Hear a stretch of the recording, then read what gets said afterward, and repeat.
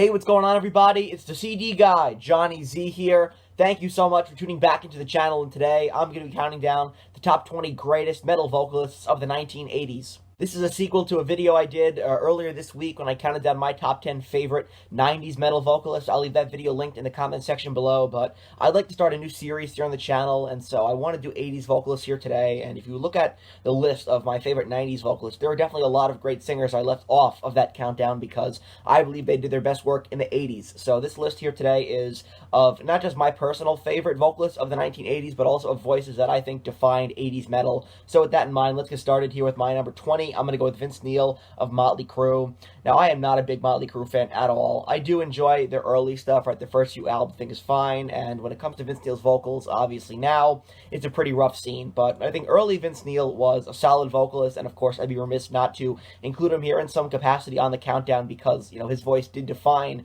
80s metal in a pretty significant way, right? Motley Crue really did help to usher in that hair and glam metal scene. I think without Vince Neil's voice accompanying Motley Crue, things might have turned out very different for that whole glam metal scene. So I definitely wanted to include him here on this list, even though, again, I'm not a big fan of Motley Crue. I think that the early stuff is fine. Everything, up until, post Dr. Feelgood, I'm not a fan of after that. But, the early stuff, it's pretty good, right? This album here, Too Fast for Love, is a very strong record. And in general, not a huge Motley Crue guy, but I had to acknowledge Vince Neil here and his work vocally in the 80s on this countdown. So coming in at number 20 here, let's go with Vince Neil from Motley Crue. Number 19, John Bush from Armored Saint. John Bush also did some great work with Anthrax at the beginning of his tenure with Anthrax. Towards the end, wasn't so great, but he did some fine work with Anthrax in the 90s. But for me, I think his best work lies within his work with Armored Saint, predominantly in the 80s here. Had a very powerful voice, still does as well, right? Armored Saint, a great live band. This album here, Saints Will Conquer, fantastic, underrated metal live album where John Bush's vocals really do shine, in my opinion. Very powerful voice and definitely belongs here on this countdown. So with that in mind, he's my number 19 on the list. Have to go with John Bush of Armored Saint. Very underrated in his own right. Following that up here with my number 18, let's go with Tom Keifer of Cinderella. Very underrated band, in my opinion. They were cursed from the onset, having a band name like Cinderella. That was, okay for the time, I guess, in the hair and glam metal era of the mid to late 80s, but once the 90s came, they just didn't stand a chance with a name like that. But a fantastic band with a totally misguided name and image, in my opinion. Tom Keifer, a great vocalist, pretty underrated as well. Somebody who could really belt it out in the studio, had this great raspy kind of a tone to his voice, but could hit some great high notes as well. Kind of reminds me of a glam metal Brian Johnson, if that makes any sense. But I think he did some fantastic work on those early Cinderella records, right, fronting the band on records like Night Songs. Also, you have Still Climbing, and then, of course, Long Cold Winter, probably my favorite album of theirs. So, fantastic work done by Tom Keifer in the mid to late 80s into the 90s, which were a pretty underrated period for the band, but we're focusing today predominantly on the 1980s, and when it comes to some of my favorite hair metal bands of that era, Cinderella are right up there near the top, so definitely had to include Tom Keifer here on this list, coming in at number 18. Number 17, let's go with Lemmy. I mean, the situation here with Lemmy is, obviously, he's not going to win any World's Greatest Vocalist competition, right, but at the end of the day, it's Lemmy. You got to include Lemmy here on this list. So influential, right, such a recognizable and unique voice, really defined that Motorhead sound, not just with his bass playing, but also with his vocals as well. Nobody could have fronted Motorhead and have sounded that unique, and, really have been the brains behind the band, right? So when it comes down to it, I had to include him here on this list, I think, when it comes to him being an iconic frontman, also such a recognizable and important voice in metal history. There's just no way I could have left him off of this list, even though maybe not the most vocally talented out of everybody here on this countdown. At the end of the day, Lemmy still, a very recognizable and important voice in metal history. Number 16, Jon Oliva of Savatage. Savatage were one of the early forces in the progressive metal scene of the mid to late 80s. I talked more about that in my top 10 progressive metal bands list, so definitely go and check that one out. But, when it comes to Jon Oliva's vocals here, I always thought he was so underrated in the sense that, Savatage were a band that should have been a lot bigger, and they weren't. But, when it comes to Jon Oliva's vocals, he did a fantastic job on records like, Gutter Ballet here, Hall of the Mountain King as well. The early stuff, right? Sirens is great, and then, of course, into the 90s, he would, be replaced by Zach Stevens, would still hang out in the studio for a few of their records, but, again, we're focusing on the 80s here today, and Jon Oliva was a fantastic vocalist for Savatage. I do understand that they're working on new material with Jon Oliva, so Possibly we'll get another Savatage record in the future, which is very exciting. But when it comes to their 80s output, Jon Oliva was an incredible vocalist and the voice behind a lot of those great songs from these classic early progressive metal records. Number 15, how about Kevin Dubrow from Quiet Riot? Now, the situation here with Kevin Dubrow, obviously everybody knows him best for Come On Feel the Noise and for his work in general on Metal Health, but Quiet Riot had a lot more to offer than just this one record. You know, if you look at Quiet Riot, Quiet Riot 3, Quiet Riot 4, you look at Condition Critical, there are a lot of really solid vocal performances on those records, in my opinion. So for people who just, write off Quiet Riot outside of this record, they're definitely missing out on some really strong vocals. Obviously, though, this was, what they were best known for and what made them, on top of the world at one point in the 80s. But nevertheless, a very powerful vocalist, in my opinion, had a great vocal range as well, and was the perfect frontman for Quiet Riot in the 80s. So with that in mind, he's my number 15 here on the countdown. Next, at number 14, I'm going to go with Dokken, of course, from Dokken. Now, Dokken's voice now is not nearly what it used to be, right? Live clips of Dokken now, it's pretty rough to watch. But in the 80s, he was definitely one of the premier metal vocalists of that hair and glam metal scene. I think when it comes to some of his best work, it's definitely on these 80s records with Dokken here when they were at the height of their popularity. He definitely did a fantastic job fronting the group, and his lead vocals were very strong. I think, somebody who was much better in a live setting as well.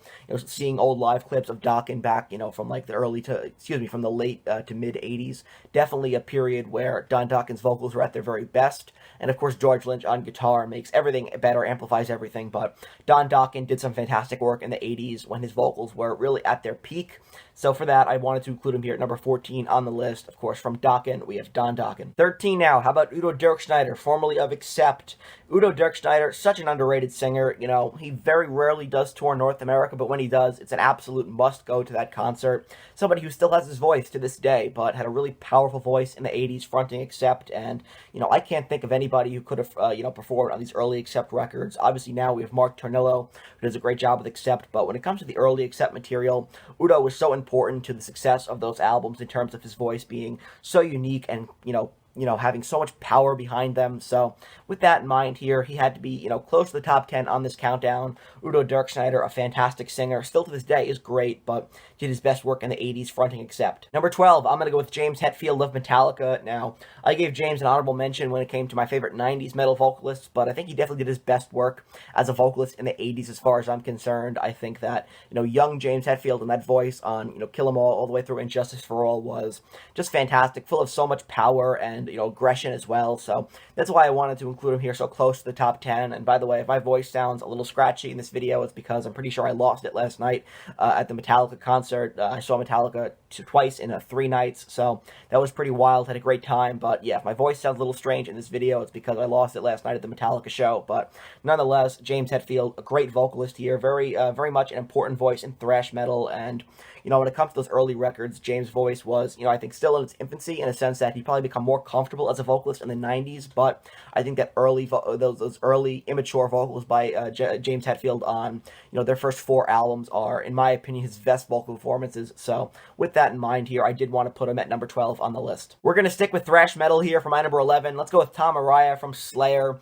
I think when it comes to some of the best thrash metal vocalists of all time, Tom Araya has such a powerful, aggressive, angry voice, right? And of course, hitting great high notes throughout their catalog as well that really do personify some of that great thrash metal energy that Slayer had, from a vocal perspective at least. Tom Araya, fantastic singer, very instantly recognizable voice. You'll see the band here on the back. Tom Araya right over here, fantastic singer. Did some great work with Slayer all the way up until their retirement. He's somebody who, I don't think his voice ever withered, so when it came to Slayer's retirement many years later, I think they went out on top, Obviously, they did the best they could without Jeff Hanneman towards the end, but I think when it came to everybody else in the band and their musical abilities, including Tom Araya's vocals, they went out while they still had it. So going back now to the 80s when they were first starting out, right, and became one of the premier thrash metal bands of the 80s of that scene, definitely Tom Araya set himself apart from the rest, right, as having a really unique voice and definitely one of the best in all of thrash metal to come out of that San Francisco Bay area. So for my number 11 here on the countdown, let's go with Tom Araya of Slayer. Speaking of powerful voices in metal, coming in at number 10 here as we break into the top 10, I'm going to go with none other than Dee Snider of Twisted Sister. And of course, when we look at the Twisted Sister catalog, people are going to look at this album right here, Stay Hungry as probably the one that they recognize the most, right? Even people who aren't into metal know, Twisted Sister for the singles from this record, like We're Not Gonna Take It and I Wanna Rock, and while that stuff is fantastic, I think, it does not limit what Dee Snider did as a vocalist, right? There's some great work in the Twisted Sister catalog that is outside of Stay Hungry, right? I think Under the Blade is a tremendous album. You Can't Stop Rock and Roll, fantastic. Come Out and Play, very underrated album, all featuring fantastic vocals by Dee Snider. I don't think the band have a bad track in those first few records as far as I'm concerned, and Dee, of course, a fantastic singer, still to this day, right? Very busy guy. He's currently on a book tour for his new book, Frats, which I picked up a copy. I also met him on the book tour, got my copy signed as well, which is really cool. But if you've not read Frats yet, it's a great read. I definitely recommend it. But Dee Snider, also a super cool guy. Got an awesome picture with Dee on his book tour, which is over in the community tab if you want to check it out. Fantastic stuff. And when it comes to him as a vocalist, super powerful, had a great vocal range, still does, as a matter of fact. And, I think should not be, defined by just that one record here, Stay Hungry, because he also did some awesome work throughout the Twisted Sister catalog and even into his solo career. So with that in mind here, coming in at number 10, I'm going to go with Dee Snider, one of the most recognizable and powerful voices in all of 80s metal. Number 9, Joey Belladonna of Anthrax. I think Joey Belladonna is probably my favorite of the big four vocalists from thrash, right? I think he definitely had the best vocal ability out of, all four guys, and definitely did show it to the highest extent with Anthrax, taking them really to the next level, kicking it into second gear when he joined the band. I think Anthrax's early work with Neil Turbin on their debut is fine, right? Neil Turbin, pretty underrated figure in thrash metal history, but when Joey Belladonna joined the group, it really did take things to the next level as far as I'm concerned, right? Really elevated the band with records like Spreading the Disease, right? This one right here, Among the Living, State of Euphoria, and then into the 90s before he would leave the band. But, when it comes to some of his 80s vocals, I think his best performance lies within this record right here, Among the Living. Fantastic stuff, and he's somebody that now I had the opportunity to see Anthrax live earlier this year. The first concert I saw this year, as a matter of fact, with Black Label Society and Exodus, and he's still got it, still to this day, a tremendous vocalist, so somebody that I had to put in the top 10 as far as I'm concerned. One of my all-time favorite thrash metal vocalists. I think definitely the best singer to come out of the big four. Number 8, gonna go to King Diamond, whether it be for his solo work in the 80s or for his work with Mercyful Fate. It's all essential metal as far as I'm concerned. King Diamond has such a recognizable voice. Nobody sounds quite like King Diamond, right, with his powerful, wide vocal range as well as his, far-reaching falsettos. King Diamond has such a unique and powerful voice that, again, totally unique to him, so recognizable and, so difficult to duplicate or replicate, right? King Diamond, one of the most unique vocalists in all of metal history, and in my opinion, did his best work, not just with Mercyful Fate, but also in his solo career. So when you look at both eras and what he brought to the table, not just as a solo act, but also with Mercyful Fate, I mean, it's hard to deny he's definitely one of the best metal vocalists of the 1980s, so I had to put him at number 8 here on the list. I think he definitely deserves a spot in the top 10, so that in mind, coming in at number 8 here, let's go with King Diamond. Number 7, Klaus Meine of the Scropions.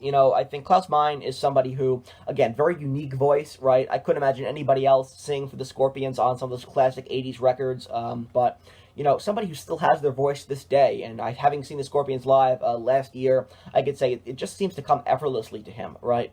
Such a powerful, unique voice, right? Great wide vocal range, able to hit some great high notes still to this day. So I think back in the 80s was his, the prime of his vocals, and was able to do that, to a higher extent, right? But even now, a fantastic vocalist. So, I think he definitely did help to define 80s metal, and definitely was a pioneering voice in, that change of the guard there, right? Where suddenly you have bands like Iron Maiden and Judas Priest and the Scropions are, surging into North America and kind of taking over the metal scene, right? I think the Scropions were a big part of that, and Klaus Meine's voice was a huge part of the Scorpions' success and continued success as well into the 90s. But for me, he had to be in the top 10, so coming in at number 7 here, I got to go with Klaus Meine of the Scorpions. Great singer, still to this day is awesome live, and this album right here, Worldwide Live, is probably my favorite vocal performance of his. Well, this one's just a personal favorite for me. Coming in at number 6, we have Blackie Lawless of WASP.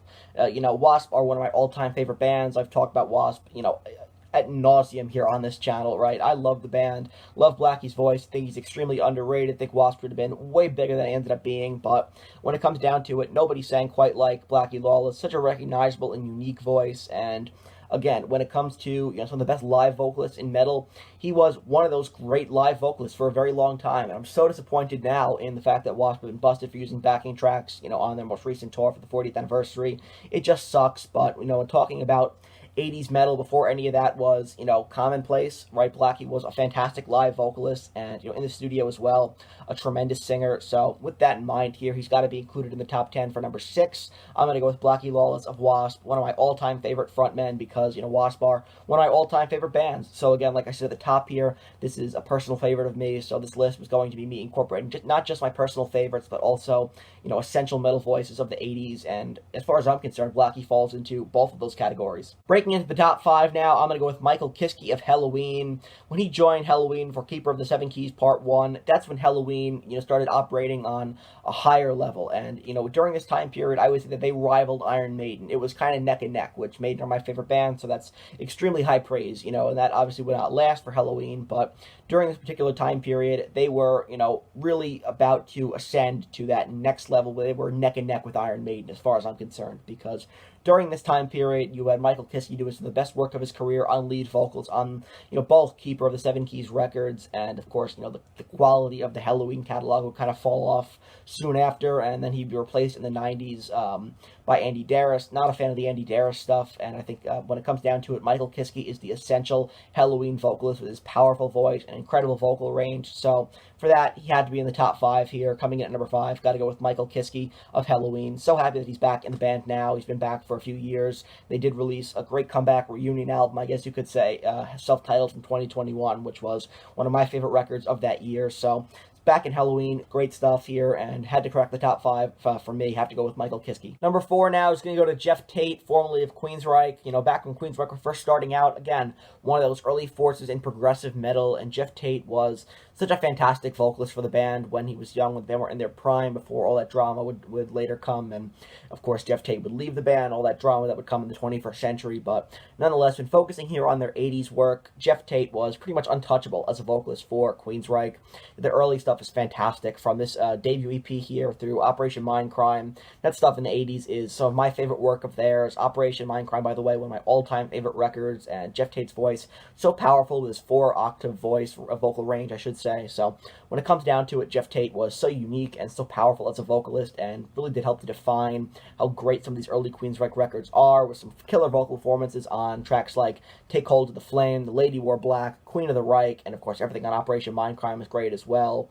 Right, Walk in the Shadows is fantastic. So many awesome songs from the early catalog of Queensryche that are worth talking about here. I'd love to do an entire video, dedicated to Queensryche at some point. But when it comes down to it, Jeff Tate, an absolute legend. And, even though now not in Queensryche, right, not quite sure what Jeff Tate has been up to lately, but did some fantastic work with the band in the 80s that I would consider to be their best stuff. So with that in mind, he's my number 4 on the list. My top 3 are all really close together, and I think a lot of people would probably debate that, any of my top 3 could be number 1 on the list of the best vocalists of the 80s, and, I'm not going to disagree with you. So with that in mind here, my very close top 3 kicks things off here with Ronnie James Dio. Whether it be Dio's work with Sabbath in the early 80s or his solo stuff, he obviously embarked on a very successful solo career starting in 83 with Holy Diver. Dio had such a powerful voice, such a strong vocal range, and, could hit some great high notes, right? Ronnie James Dio, always with a powerful voice, all the way up until his death in 2010. I don't think his vocals ever dwindled, and, somebody who obviously took great pride in their work and their vocal abilities as well. Somebody who took care of their voice, too, and, Dio, at the end of the day, one of the all-time best, a total legend, and absolutely belongs in the top 3 as far as I'm concerned. Number 2, let's go with the metal god, Rob Halford. There's not much I could say about Rob Halford's vocal ability, right, and his vocal range in the 80s. A lot of people would argue that he did some of his best work in the 70s, and while I definitely enjoy 70s Judas Priest, I think when it comes down to it, Rob Halford's vocals in the 80s are, his best work, personally, for me. That's what I consider to be his best work, right, on an album like Defenders of the Faith or Screaming for Vengeance, right? When it comes to his vocal delivery on those records, it's just mind-boggling to me, right? It's truly impressive, and obviously Rob Halford will be so influential on an entire generation of vocalists to come. But, when looking at his 80s output with Judas Priest, it's pretty untouchable as far as I'm concerned, with the exception of my number 1. But before I get to my number 1, I do have a handful of honorable mentions here, so with that in mind, some special recognition goes out to Kronos from Venom, Glenn Danzig, Ozzy Osbourne, it's a solo act, Biff Byford of Saxon, Henry Rollins, and Doro Pesch, All fantastic vocalists, but I can only fit 20 on the list here today. And finally, coming in at number 1, this really shouldn't be all that surprising if you follow my channel. Gotta go with Bruce Dickinson, my all-time favorite singer, of my all-time favorite band, right? Iron Maiden, my favorite group here. So 9 times out of 10 on this channel, when, Iron Maiden are in contention for a number 1 spot, they're gonna get it just by default because I just love Iron Maiden that much. But how could you argue against Bruce Dickinson here, the air raid siren who, did some of the best work of his career in the 80s with Iron Maiden, joining the band, after their first 2 albums, joining for a Number of the Beast in 1982, and not to slight Paul Di'Anno in any respects here, but when Bruce Dickinson took over as lead vocalist for Iron Maiden, that's when the band went to the next level and became the high and mighty Iron Maiden that would release classic after classic after classic in the 80s. That would help to really shape 80s metal as far as I'm concerned. So Bruce Dickinson, by the way, still has it to this day. Fantastic singer, and for my money, you can't find a better 80s metal vocalist than Bruce. So with that in mind, he's my number 1 here on the list. So that wraps up this list here, counting down my top 20 favorite metal vocalists of the 1980s, which should be visible right over here. If you enjoyed this video, please give it a thumbs up, subscribe to the channel down below, turn on the bell for notifications so you never miss a new upload, and let me know down in the comments section below what are some of your favorite metal vocalists of the 1980s. I want to hear from you, so let me know all that good stuff down in the comments. Again, sorry if my voice sounds terrible here today. I totally blew my voice out at the Metallica show last night, so oh well. But I hope you guys enjoyed this video. Again, if you did, like, subscribe, do all that stuff, and until next time, it's the CD guy, Johnny Z, signing off. Take care, everybody.